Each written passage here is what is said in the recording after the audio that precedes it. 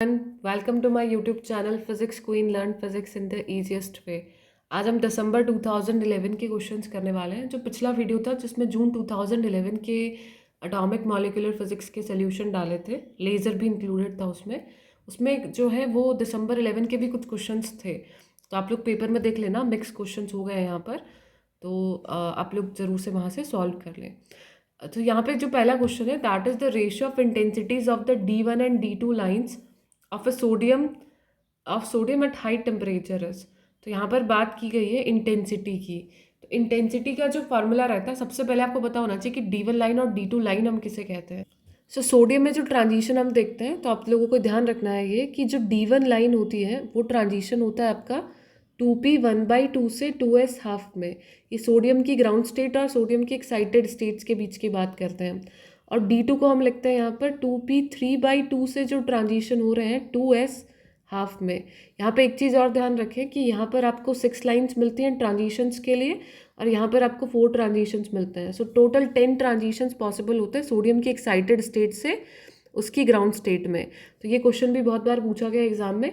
D1 line के लिए 4 transitions possible होते हैं।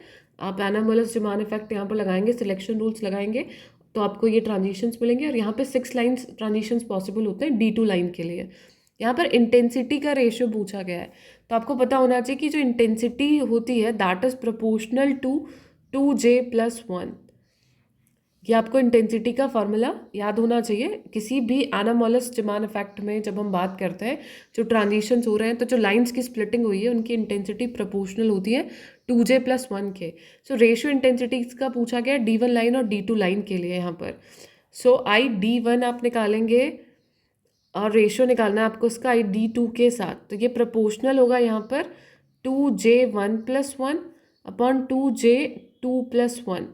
तो J वैल्यूज जो ली जाती है वो हायर वैल्यू ली जाती है हमेशा। यहाँ पे J वैल्यू 3/2 होगी और D1 लाइन के लिए 1/2 होगी।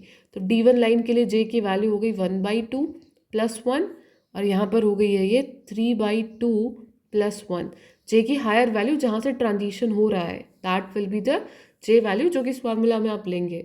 तो यहाँ से 2 से 2 कैंसिल, इट्स 2, और यहाँ पे 2 से 2 cancel, it's 4। So your final answer will be 1:2। So option D will be the correct answer here. तो ये क्वेश्चन आप देख सकते हैं, बहुत सिंपल फार्मूला बेस्ड क्वेश्चंस रहते हैं। और सबसे इंपॉर्टेंट ये 5 मार्क्स के क्वेश्चंस रहते हैं, क्योंकि ये पार्ट सी में पूछे जाते हैं। तो आप लोग ज़रूर से एटॉमिक मॉलिक्यूलर लेज़र जो है प्रिपेयर करें, क्योंकि 5 मार्क्स के क्वेश्चंस यहाँ से एग्जाम में आने वाले हैं। नेक्स्ट क्वेश्चन जो है वो STR से रिलेटेड है, basically special theory of relativity से। और यहाँ पर जो क्वेश्चन है उसको हम यहीं पे सॉल्व कर रहे हैं एटॉमिक मॉलिक्यूलर में, कि एक एटम है हमारे पास जिसका मास m है, that can be excited to a state of mass m+Δ। यानी हम उसके मास में वेरिएशन कर सकते हैं, इसको ऐसी स्टेट में भेज सकते हैं जिससे उसका मास जो है वो डेल्टा टाइम इंक्रीज हो जाए by a photon capture. Photon capture हुआ और मास जो है वो एक्साइटेड स्टेट में पहुंच गया m+Δ में। The frequency of a photon which can cause this transition is. अब हमें निकालना है कि जो फोटोन हमने कैप्चर करवाया है उसकी जो फ्रिक्वेंसी है वो क्या होगी, जिससे कि ये ट्रांजिशन जो है वो पॉसिबल हो सके। हमें स्पेशल थ्योरी ऑफ रिलेटिविटी से कुछ फार्मूलाज पता है, एनर्जी मोमेंटम रिलेशन पता है। जो टोटल एनर्जी होती है सिस्टम की, that is given as √P² C² + m0² c⁴, where m will be the rest mass. तो ये जो होती है इसकी टोटल एनर्जी होती है, और यहाँ पर हम इसकी मास m की वजह से जो एनर्जी देखेंगे वो mc² की इक्वल होगी। तो यहाँ पर क्या बोला जा रहा है कि जो एनर्जी इसकी mc², इसकी खुद की टोटल एनर्जी, जब इसका मास m है और इसने एक फोटोन कैप्चर किया, तो फोटोन की एनर्जी hν मान लेते हैं, तो ये मिलके इक्वल हो जाएगा यहाँ पे रूट में P² C² प्लस, और मास इसका हो गया है m+Δ² एंड c⁴। बस ये चेंजेस हुए हैं। यदि ये मास का एटम जो है m मास का hν का फोटोन एक्सेप्ट करता है, कैप्चर करता है, तो अभी जो एनर्जी होगी इसकी energy conservation will be there. तो m+Δ के मास में ये कन्वर्ट हो जाता है। तो यहाँ से हम ये रिलेशन लगा सकते हैं। अब बस यहाँ से कुछ नहीं करना, हमें न्यू की वैल्यू निकालनी है, तो अप्रॉक्सीमेशंस जो है वो अप्लाई करने पड़ेंगे। मैं इसे यहीं सॉल्व करती हूँ। तो उससे नेक्स्ट स्टेप में देखिए हम लिख सकते हैं, यहाँ से हम hν को लिख सकते हैं this whole square P square C square plus इसका स्क्वायर ओपन कर देते हैं यहाँ पर, तो ये मिल जाएगा M square C to the power 4 plus del square C to the power 4 and plus का 2m delta C to the power 4 और ये वैल्यू यहाँ पर माइनस आ जाएगा एम सी स्क्वायर। तो ये जो है पूरा पावर 1/2 में है, ये पूरा रूट में है यहाँ पर, और ये आउटसाइड द रूट है ना, ये रूट में ही है वैल्यू, आगे कंटिन्यू है। और ये ऐसे कंफ्यूज हो जाओगे, ये पूरा रूट में है ये वैल्यू, तो इसकी पावर 1/2 कर देती हूँ मैं, तो फिर ज़्यादा आसान रहेगा आपके लिए समझना। तो एच न्यू यहाँ पर इक्वल हो गया है P square C square plus M square C to the power 4 plus del square C to the power 4 और प्लस का 2m del C to the power 4 की पावर हो गई है 1/2 और माइनस का एम सी स्क्वायर। तो यहाँ पर हम एम सी स्क्वायर कॉमन ले लेते हैं। So the next step will be, यहाँ से एच न्यू को लिख सकते हैं,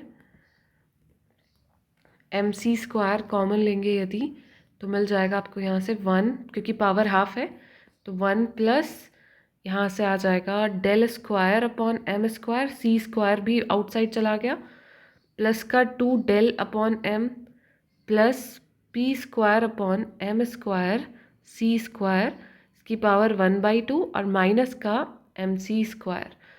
तो यहाँ पे अप्रॉक्सीमेशन लगा दिया हमने, इसको आगे सॉल्व करते हैं। और